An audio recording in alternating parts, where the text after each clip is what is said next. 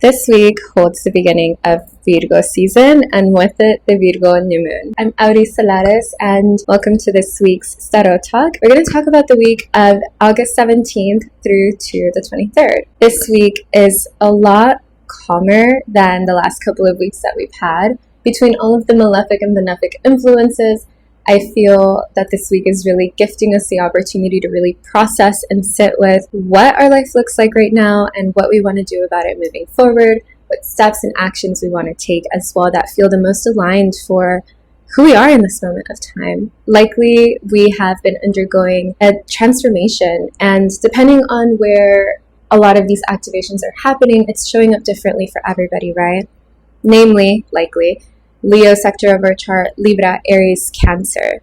And so there's a lot that we're sort of dancing with. And I think that this week, again, is just going to allow for us to really plant our feet on the earth with the beginning of Virgo season and evaluate what is in our control and what we want to do about it moving forward and what we need to surrender to. Starting off with Monday the 18th, we have Mercury in Leo making a sextile to Mars in Libra. And if you say, Auris, this sounds really familiar. It's because I talked about it last week where Mars was making the sextile to Mercury. This means that these two planets have been dancing within each other's realm for the last couple of days. And so likely this has maybe just been a conversation that has been ongoing for you, maybe a decision that you've really been thinking about how to approach and how to weigh out your options. And since Mercury has come out of its retrograde, it is traversing through its shadow degrees. Every day it's in a better condition, but it's still in shadow. And so this might be tied to something that the retrograde was showing you, a communication that you received during the retrograde, or simply an idea or a situation or a contract that's coming up. Because Leo rules the heart, and Leo is about strength and pride and being heart-centered and self-centered in a way that is centering the self for your ability to efficiently move forward in life. It's not inherently selfish to be centered in yourself. We're in this moment where our lessons are likely surrounding these themes, these Leo-Mercurial themes, and maybe we are thinking about new ways to approach our communication styles, how we set boundaries, how we speak from the heart and move from the heart. This is very passionate and loud energy with Mercury holding a microphone to our heart. What do we want to say? What's our truth? And in a sextile to Mars in Libra, Mars in Libra really, with all its might, wants to just take action that feels the most balanced. It can be indecisive, though, because it's not always available for you to weigh out the pros and the cons in a situation if a decision is required from you in that split moment.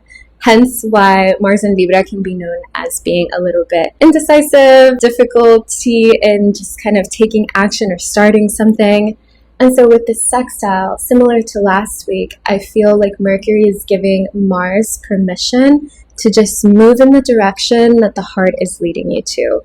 And that in and of itself is a certain kind of clarity. Ultimately, this can also be an energy that feels just really social, very theatrical. So if you find that you just want to be with your favorite groups of people doing something that feels like a very unifying activity, but also healing for the self, you might find yourself kind of navigating those realms. Whatever it is that presented itself to you last week is doubling down this week for you to gain possibly further clarity on, or just feel a bit more confident in how you're moving forward from that place. Especially as Mercury will exit shadow next week, we'll receive even more of that clarity moving forward. For now, I would just sort of pay attention to how the situation is unfolding for you and how it's likely connected to something that you experienced last week. It may not always be obvious. And so when you take a second to pause and really observe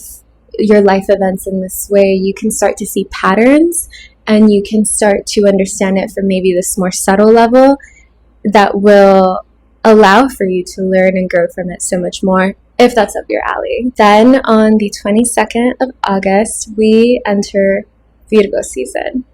This is a moment in time where we are able to really plant our feet on the earth and get real about what's real and figure out how to compost what isn't. Virgo wants the facts, Virgo wants the information, the ability to do something with it, to be proactive about it. It's a mutable sign, right? And so this season of our life is likely going to experiment with our ability to be adaptable and how we pivot and shift and change. And we want to lean into that with curiosity as much as possible. Virgo likes control. Virgo likes to believe that it has all of the data and on all of the Excel sheets to project the future moving forward. But there is this element of surrender that is a consistent lesson. With Pisces being on the other side of the zodiac, sort of countering that methodical, sort of practical energy, Pisces kind of pokes at it and says, are you sure? Do you not just want to kind of like see what happens? And I think both are really important. And so for now, this Virgo season is likely going to have us lean into what no longer works, how we can release this idea of what we can control and what we can't. I emphasize this because the South Node is here. And as we start to talk about the new moon, that'll become a little bit more relevant. This is not an eclipse yet, but I do find it interesting that we have this Virgo lunation that wants to be an eclipse, but we don't get that until September 29th, where it'll be a lot more exact.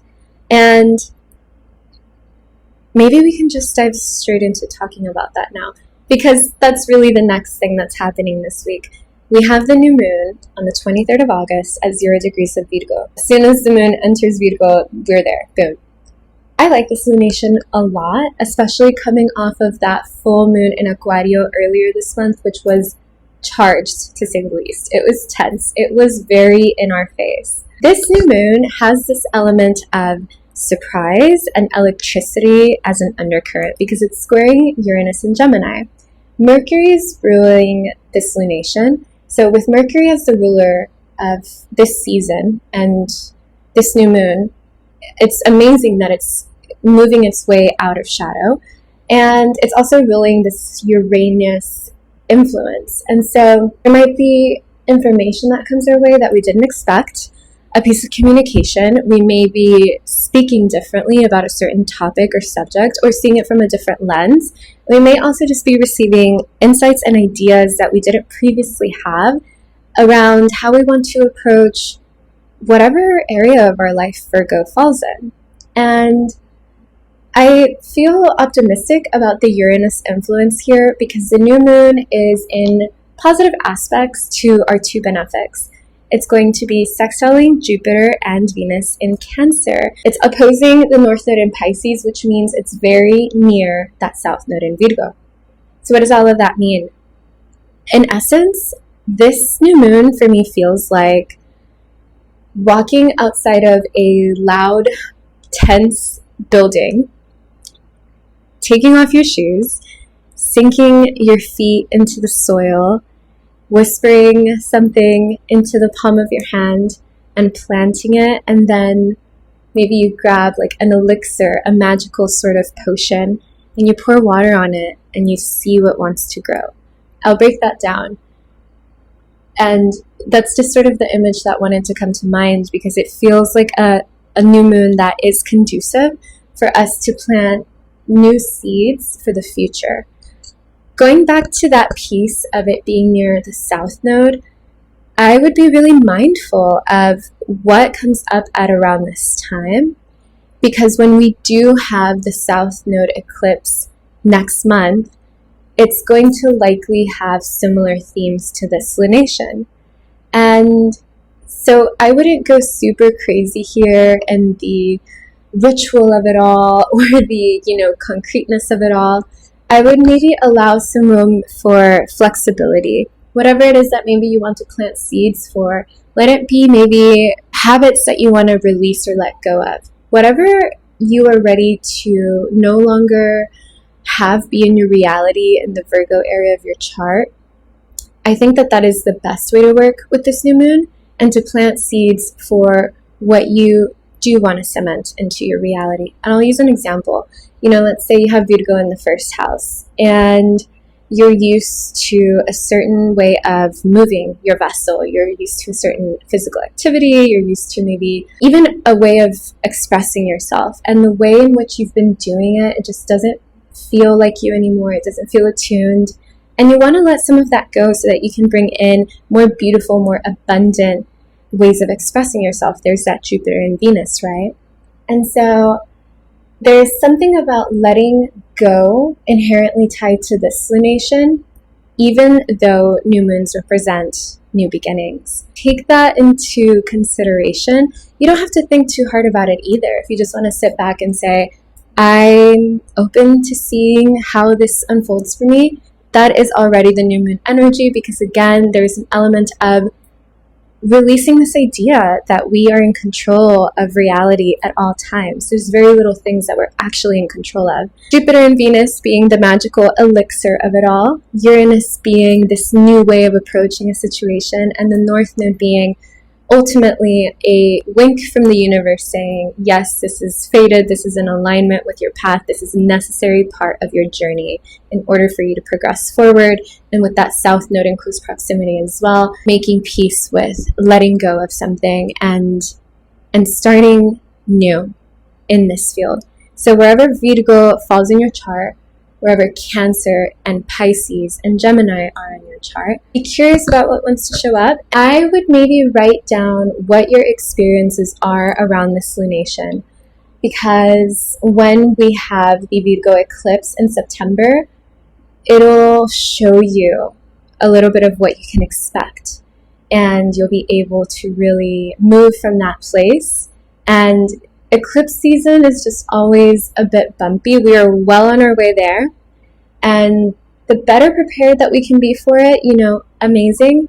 It's still going to be largely out of our control, but if we can even just be mindful of the signs and privy to the whispers that life is always giving us, then when we arrive to a big astrological event, we can say, I sensed this. I saw it coming. I listened to the trees. I listened to my guides, and I may not have all of the answers for this, but it's not rocking my nervous system out of this orbit. So before getting too far ahead of myself, again, I just want to come back to the lunation as it's showing up now. On the 23rd, I think it's a good time to be mindful of what routines or behaviors you want to continue, which you're ready to let go of, and not taking it to the excess of things, but just listening to what your body's asking,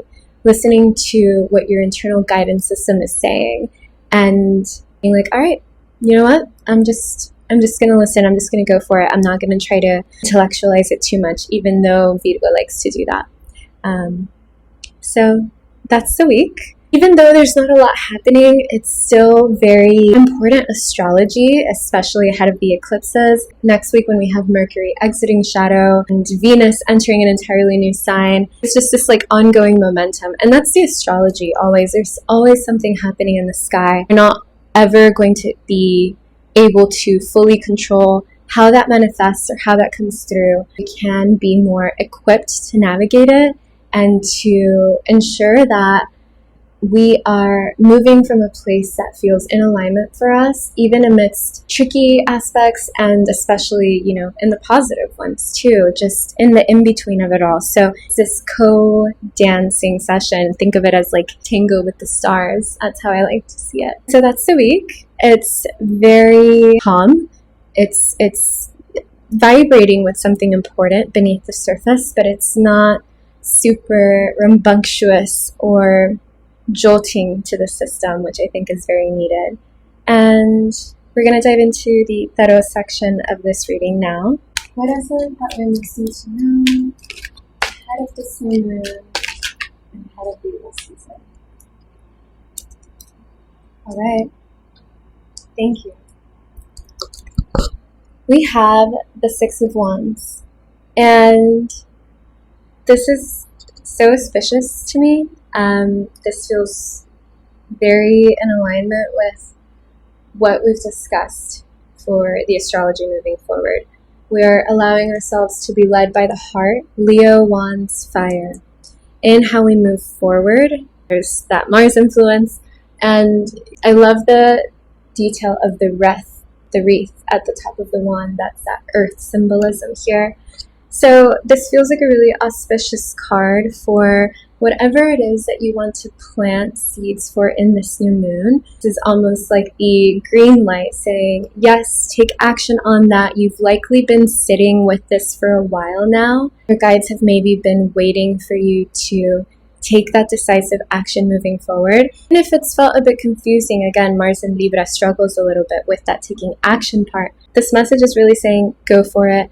Listen to your passions. Listen to what lights you up.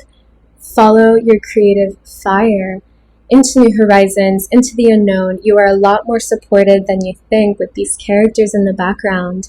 And I love that the horse is almost side-eyeing the person that is on his way. They're going on this journey together. Don't neglect your vehicle. Don't neglect your body. Don't neglect your relationship to the earth spirits, the animal spirits that are around you. Really take into consideration how supported you are at this time and allow yourself to courageously walk towards new horizons that you maybe were worried about exploring before because you weren't sure if you were supported. If ever you didn't know if the universe would catch you or want you on a specific path, this card is saying not only are you meant to go on this path, but it is needed. And I think that that is a really beautiful way to seal our Starot talk for this week. So thank you so much for watching.